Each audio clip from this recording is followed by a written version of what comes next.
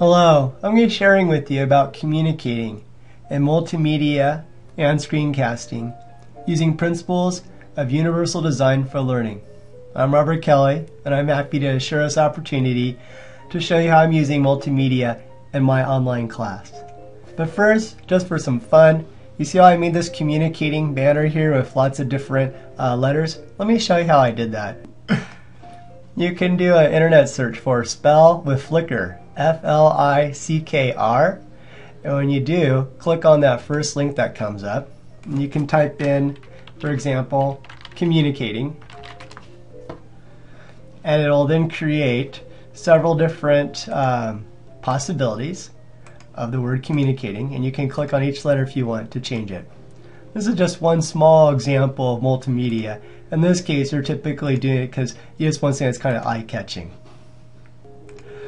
Also, I mentioned universal design for learning, but I'm not going to spend a lot of time talking about it. So if you're interested in this concept or just want to find out more about it, do an internet search on universal design online instruction examples. And the first thing that comes up, examples of UDI in online and blended courses. It has some really good information. It just helps you understand more about universal design for learning. Think of it as good architectural design principles to create a classroom environment online that everyone can benefit from. In fact, the fact that I'm making this recording here with my narration is in large part because of the universal design for learning, which says keep in mind the possibility that you may have a deaf student or a blind student, and making materials that would work well for either of those two students will probably end up with materials good for everybody. Even better than if you didn't keep it in mind to begin with. All right, all of you Program for Online Teaching cohort members out there, a big welcome to you as you come into week 15, focusing on screencasting and multimedia. And by the way, just to let you know, this is a screencast that you're seeing right now. A screencast is any video of a person's computer screen where they can show you what's on the computer screen and talk to you about it. It's a really good instructional method to reach out with students. Okay, so as we're about to go through my course, I want you to keep an eye out for how I'm using how I'm using the multimedia and the screencasting for fostering community, instructing students, and also helping them to give them a hands-on experience. This is a bird's eye view of my course from like 20,000 miles up. That is, the font size here is incredibly small, just to kind of give you an idea of the layout of the learning unit. I have one learning unit each week, and the learning unit contains in it everything that the students will need to do for that week. It's organized sequentially so that they can start at the top and then work their ways down. The first item for the learning unit typically is some type of introduction or welcome from me to students. There's a lot of ways that I can do that. One way is just to do a screencast. That is where I'm talking with my students, they hear my voice, and I'm walking them through what they're going to be doing for the learning unit, how they're going to use the different technologies that are part of that learning unit, and giving them a heads up of what to keep in mind. They simply then just click on the video and it'll go ahead and play within the learning unit. Because this learning unit focuses on graphs and tables, the next item that I included was an image of a graph just to get their attention on how graphs could be used in a fun way. This is a graph of a pizza that's divided into slices, and it's focusing on what are people's favorite night to order takeout. And so we can see that Friday, with 38% of the people, that's the night most common where people will get some takeout food to enjoy. And looking at this fun graphic, students are also getting an idea of what are we going to be doing this week and what will we be focusing on. So in addition to the screencast, that was the first item, this is the second item, kind of doing a similar purpose, but it's quicker to see. You don't have to spend time watching the whole video, you can eye it and then just move on. The next item in the learning unit is the critical thinking questions. And I do this so that students know what is it that either is challenging in general or involves greater critical thinking that they should really keep an eye out for as they read through the material, watch the videos, do the activities, because at the end of the week I'm going to ask them to then answer these critical thinking questions. Sometimes the critical thinking questions may also involve a link to outside resources. This one involves a link to a resource, and I've titled the link, How to Lie and Cheat with Statistics. Not because that's what I want them to do, but so that they're aware of how others might end up doing it to them if they're not careful. This particular website has lots of graphs that are inappropriate, that are miscommunicating, so that students can see what should they be on their guard for. This particular item that I'm looking at here says, this graph does not say very much because there's no scale on the y-axis. Does the graph represent the weight, volume, width, or height of the pumpkins? It does not say. It simply tells you for Mary, Joe, and Ann that for some reason Ann had the tallest bar, but we don't know why. So one of the things that communicates to students is the need to carefully label and communicate what's being measured. As they're working their way through the learning in it, we get to the fifth item, so to speak, and that is the reading material. And my students use a workbook that I put together. It's around 400 plus pages. And I used to just sell it to them through the bookstore. I made no profit on it. And eventually I decided to just make it available to them for free as a PDF. And in this day and age, they can take that PDF and upload it to their iPad, or bring it up on their iPhone or on their computer. If they have the right software, they can even annotate it and use it like any other book. So it's kind of nice. I've kind of removed the publisher between myself and the students, and they're able to use the material at no cost. So to open it up, they can simply just click on the link here. And in creating the workbook, as I've started to conceptualize it as a PDF that someone might use on their computer, I've started to put in more links to online resources that either I've created or other people have. So here's an example of a video that I created that helps students know what you would report when there's an outlier, when we're talking about the mean, median, and mode. And they can just simply click on the link and they can go then directly to the video. In fact, I'm already having fun with the idea of adding in some QR codes.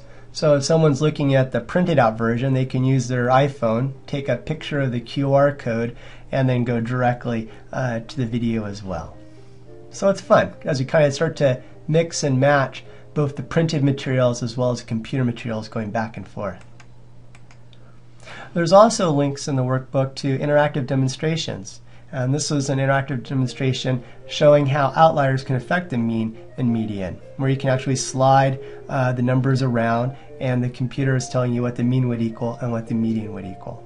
I like these hands-on activities because it goes beyond just memorizing, facts and information. You get to play. One of the things that I've done is that the videos, tutorials, demonstrations, and interactive games and such that I include in my workbook, I have placed them into a blog so that when students are in the workbook and they click the link, it takes them to the blog, and then from the blog they go to the resource. And the reason why is sometimes links break, sometimes links change, so it allows me to kind of correct that for my students. But also I like it because I can have my students leave comments about what they thought of that particular resource, what their view was on it. Should I keep it? Should I move it on? So it provides a bit more of a community aspect in this. Now, students have the printed out version of the workbook. They can write on it, draw, and highlight stuff. And they should be able to do the same thing with an ebook. And there's lots of programs out there that allow them to do that. If they're on their computer or have a phone that supports Flash, and I think actually Crocodoc is, that I'm going to tell you about, actually now works as HTML5. But essentially a computer can upload my PDF to a website like Crocodoc, and from there they can continue to do what they would do with the printed out version. They can comment, draw, and highlight. In fact, here's examples of highlighting and drawing and as well as writing.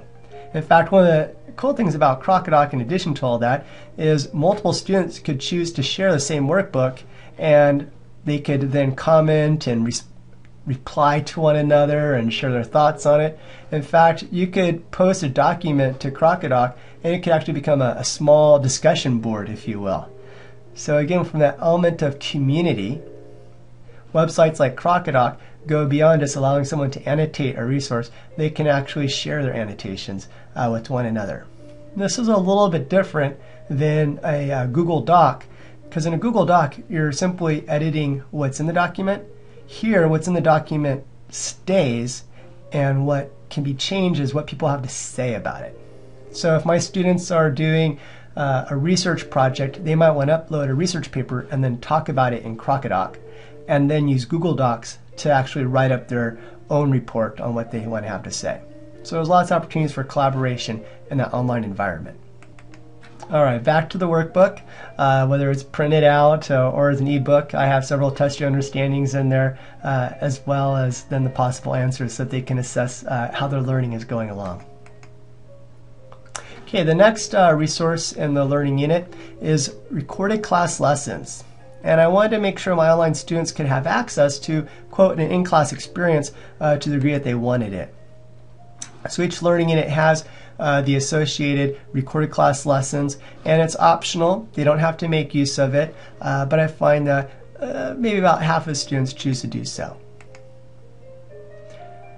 With each recorded class lesson, I also include the lesson handout, and that's all the material that was written on the whiteboard during that particular class presentation. In fact, it's a nice go-to source, even if someone doesn't watch the whole presentation, just to see what was covered. If they watch the class presentation, to help them maximize their use of time, I've organized it into a table of contents so that they can jump to a particular point within the lesson. Let's say they're just simply doing a review and there's a given topic that they have a question with. The other thing is that the lesson is closed captioned. So this works fine if a student's at a place that doesn't have, for example, speakers, or if the student is deaf or has deafness, or maybe the student's just in an environment where they want to take advantage of this recorded class lesson, but they don't want to disturb the people around them. So they can make use then of the closed captioning.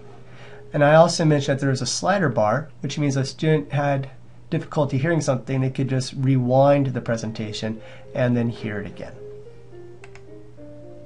But what was really cool when I went to add closed captioning to the recorded class lessons is it now allows students to search through any class presentation for a particular word that they wanted help with. So operational definition is a particular term covered in this learning unit, and let's say a student had difficulty with it, they could totally focus entirely on the workbook, come into the recorded class lesson, drop in, type operational definition, quickly scan what I say about it, click on any one of these points, go directly to that spot within the learning lesson, the class presentation that is, hear what I have to say, and if they're good to go, they can jump right back out of this recording. So now the recorded class lessons are more than just a commitment to an hour and 15 minutes. It's more of a resource to meet the students' needs, whether it's for an entire class presentation or just a particular topic. Okay, seventh I have here are some frequently asked questions. And I'm starting to create this. I haven't really done this that much in the past. I had some students ask me about scales of measurement. I cover scales of measurement in my workbook, my recorded class lessons. It's covered in another book that they have to refer to. They could always do a Google search, which they never seem to necessarily think of. So I just went and did a Google search on the topic, found something related to scales of measurement, and provided it to my students. And it's an example of multimedia, and they really liked it, those that needed it, and so I keep it there going forward. By the way, I should say that in my critical thinking question journals I do each week, I often ask students to share what neat resources they have found outside the classroom. So I continually try to project them to do learning not only within the classroom, but also outside of it. Okay, so after they've been made aware of what are the main points we'll be discussing, and they're asked to think about some critical thinking questions, and they've had an opportunity to learn some of the material and ask questions as they were going along, now they have an opportunity to self-assess. Are they getting it? And of course, they could have done this in the workbook, and many of them do, but this is the online version of it. So they can take that self-evaluation that I provide, and it's very similar to an upcoming quiz that they'll have. And in the self-evaluation, I provide lots of questions. Some of them may make use of multimedia. For example, I might have a graph or a table included. I haven't yet made a video as part of a question, but that's coming at some point, I'm sure. And then this is what I really like about the online self-evaluation. If they miss the question, I can give them feedback. Same type of feedback I would give them in a classroom if they missed a question and I wanted to work with them and help them further. So that's one of the nice things about the online self-evaluation, is that greater feedback. And I also do some of this in my workbook as well. The other thing that I do with the self-evaluation is if they miss a question, in some cases the feedback is a video where I literally go over how they would solve that particular question that they missed on the quiz. And students report that they really like that opportunity for the feedback and help. Well, after self-evaluation, it's on to the quiz. And the quiz is essentially the self-evaluation all over again, but this time graded. And in fact, the self-evaluation and the quiz both draw from the same pool of questions. And so if a student were to have done the self-evaluation 20 times, by then they probably will have seen most of the questions. But I suspected that they were a student who needed to do most homework. That is, that self-evaluation also serves as, if you will, ungraded homework in my class. The students that really get it, they don't need a lot of homework. They do the self-evaluation once, they're looking good, they take the quiz. If they are really fumbling, they might do a self-evaluation a lot of times. It's like doing lots of homework, and then they come and take the quiz. So they're engaged. And then it's on to do their critical thinking post.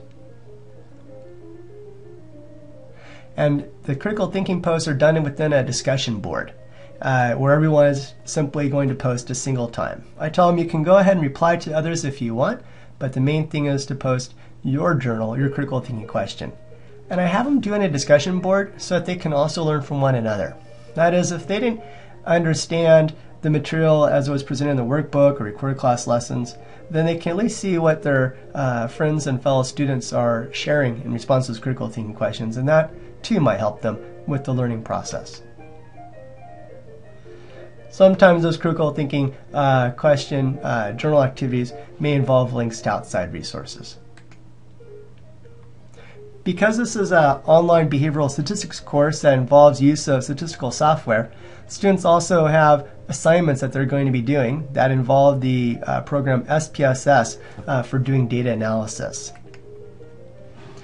As part of doing the data analysis, they'll be creating reports, and those reports will include multimedia elements such as graphs as well as tables. So in this course, they learn how to create a multimedia document that has the relevant graphs, tables, as well as the statistical information and their interpretations, which they'll then upload to share with me. Anytime students have a question, as they're doing the learning in it, they can simply click on the Ask a Question. They then can go ahead and post their question. This student's saying, hey, where can I go to see my grades? And I have to say, a lot of the Ask a Questions tend to be focused more on the navigation or mechanics of the course, though also there are questions at times related to the content as well. And when I reply to students, sometimes my reply to them is a screencast, where I'll create a little video where I show them exactly where, in this case, they can go to find their grades. Okay, so this is a work in progress, and I hope you enjoyed this presentation on the multimedia as well as screencasts. Before I go, let me just also put in a little plug for Muse Open.